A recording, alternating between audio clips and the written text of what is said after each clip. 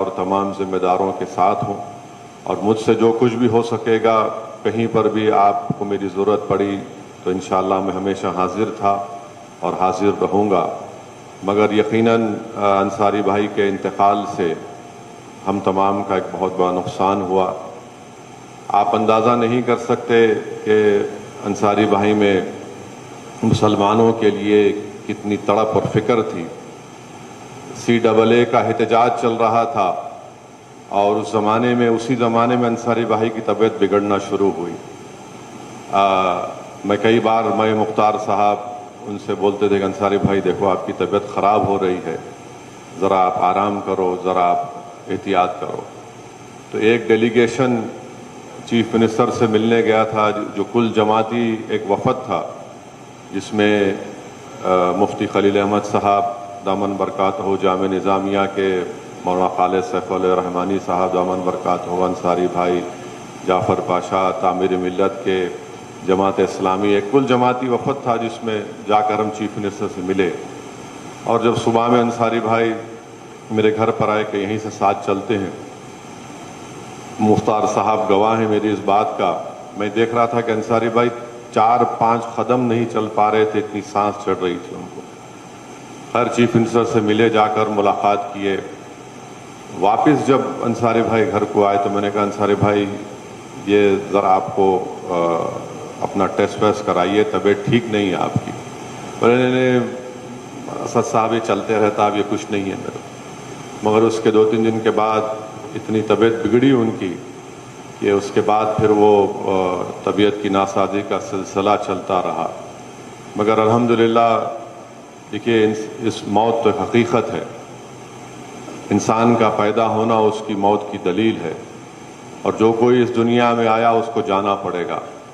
مگر میں جو انصاری بھائی کو قریب سے دیکھا ہوں اور میں نے ان کی چیزوں کو دیکھا ہوں، میں ذمہ داری کے ساتھ کہہ سکتا ہوں کہ دنیا چاہے کچھ بھی سمجھے، مگر انصاری بھائی مسلمانوں کے لیے، رسول اللہ صلی اللہ علیہ وسلم کی عظمت کے لیے اور مسلمانوں کے سیاسی طاقت میں اضافہ کے لیے، مسلمانوں کے اتحاد کے لیے، مسلمانوں پر اگر کوئی ظلم ہوتا، کوئی واقعہ ہوتا تو فوراً پہلا فون اگر کسی کا میرے پاس آتا تو انصاری بھائی کا آتا کہ ہم کو فوراً اس پر کیا حکمت عملی اختیار کرنا ہے، کیا کرنا ہے، اور بے باک تھے۔ یقیناً انصاری بھائی بڑے بے باک تھے اور کسی سے ڈرتے نہیں تھے، اور جو بات دل میں تھی وہ کھل کر بیان کرتے تھے۔ جہاں تک دارالعلوم کا معاملہ آتا، انصاری بھائی بے باک طریقے سے دارالعلوم کے لیے کام کرتے تھے۔ جہاں پر مسلمانوں کا مسئلہ آتا تھا، انصاری بھائی بے باک طریقے سے بیان کرتے تھے۔ جہاں پر عظمت مصطفیٰ صلی اللہ علیہ وسلم کا مسئلہ آتا تھا، انصاری بھائی پوری حدوں کو پار کر دیتے تھے، اور جب ان کی ذات کی بات آتی تو انصاری بھائی ہنسی مذاق کر کے بات کو اڑا دیتے تھے۔ یہ رحیم الدین انصاری تھے۔ تو یہ ہم تمام نے ایک عظیم شخصیت کو کھویا ہے، اور لوگ سمجھتے اس دنیا میں کہ مدرسوں کو چلانا آسان بات ہے۔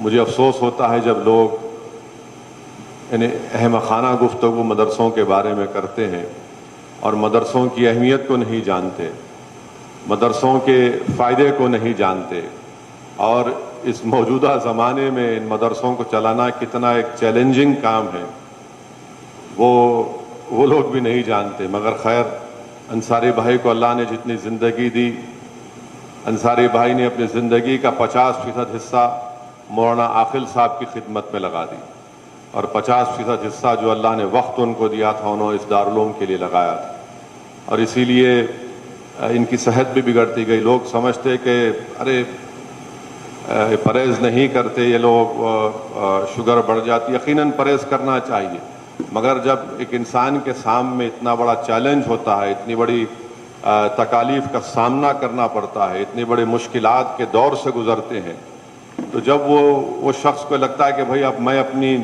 اپنی جان کو نچھاور کر دوں گا، مگر میں اپنے مقصد میں مجھے حاصل کرنا ہے، میں اس میں کامیاب ہوں گا، تو اسی لیے انصاری بھائی بہت بدپریزی کرتے تھے، اور ان کے کئی باتیں ہیں ابھی ماجد صاحب سنا کہ ماجد صاحب بولے کہ انصاری بھائی کا ایک جہاں کہیں دارالعلوم میں اگر ناشتے کی دعوت بڑی مشہور ہوتی ہے یہاں پر، تو انصاری بھائی کوئی میٹنگ ہوئی تو بلاتے تھے کہ ناشتے پہ آئیے، تو ہم کو پکڑ پکڑ کر لے جاتے تھے کہ پہلے بیٹھو قائد دسترخوان پہ، تو زخمی دسترخوان پہ نہیں بیٹھنا آپ لوگ۔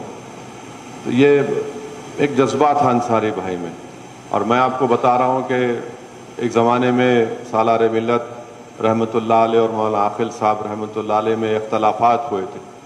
اس اختلافات کو اگر کسی نے دور کرنے کا بہت بڑا کام کیا تو مولانا رحیم الدین انصاری صاحب نے کام کیا تھا۔ اور پھر میرے والد کے انتقال کے بعد انصاری بھائی مولانا عاقل صاحب کو اللہ ان کی مغفرت کرے، اس سرزمین دکن نے ایک بہت بڑا ویکیوم پیدا ہو گیا، خلا پیدا ہو گیا مولانا عاقل کے انتقال کے بعد، رحیم الدین قریشی صاحب کے انتقال کے بعد، مولانا سلیمان سکندر صاحب کے انتقال کے بعد۔ تو کئی مرتبہ مولانا عاقل کو انصاری بھائی لے کر میرے گھر پہ آئے تھے، ارے نہیں آپ سے ملنا چاہ رہے تھے۔ میں انصاری بھائی آپ لے کے آ رہے مولانا؟ بولے نہیں قائد، ذرا آپ کو ہمت ہونا، ذرا کیا لاپن آپ کو محسوس نہیں ہونا۔ تو یہ انصاری بھائی کی خدمات تھے جو میں چند منٹ میں آپ کے سامنے رکھا ہوں، اور مجھے یقین ہے کہ اللہ سبحانہ و تعالیٰ ان کے ان تمام دینی خدمات کو، ان کی ملی خدمات کو اللہ اس کو قبول کرے گا، کیونکہ وہ بے نفس ہو کر کام کرتے تھے، بے نفس ہو کر۔ پسند اللہ بورڈ کی میٹنگ میں اگر کوئی مسئلے میں ان کو اختلاف ہوتا تو وہ بازو بیٹھنے والے کو نہیں بولتے، بلکہ جب موقع ملتا انصاری بھائی کھڑے ہو کر بے باک طریقے سے اپنی رائے کو رکھتے تھے۔ تو میری اللہ سے یہی دعا ہے کہ اللہ سبحانہ و تعالیٰ اس دارالعلوم کو اللہ اور مضبوط کرے، اور ایک بہت بڑی ذمہ داری ہے ان تمام ذمہ داروں پر کہ وہ اس مدرسے کو لے کر آگے بڑھیں، کیونکہ ایک بہت بڑی شخصیت کو نہ صرف دارالعلوم نے کھویا، نہ صرف ان کے فرزند نے کھویا، جعفر پاشا نے کھویا، بلکہ ہم تمام نے کھویا ہے۔ اور مجھے یقین ہے کہ اللہ سبحانہ و تعالیٰ نبی کریم صلی اللہ علیہ وسلم کے صدقہ طفیل میں ان کا ایک نیک نام بدل بھی اللہ پیدا کرے گا۔ میں آپ تمام افراد خاندان کے ساتھ تھا اور رہوں گا اس مدرسے کے لیے، جب کبھی بھی آپ کو ہماری ضرورت پڑی میں حاضر ہوں۔ میں آپ تمام کا شکریہ ادا کرتا ہوں کہ آپ نے مجھے یہاں پر آنے کا موقع دیا اور مجھے بولنے کا موقع عنایت فرمایا۔ وآخر الدعوانا الحمدللہ رب العالمین۔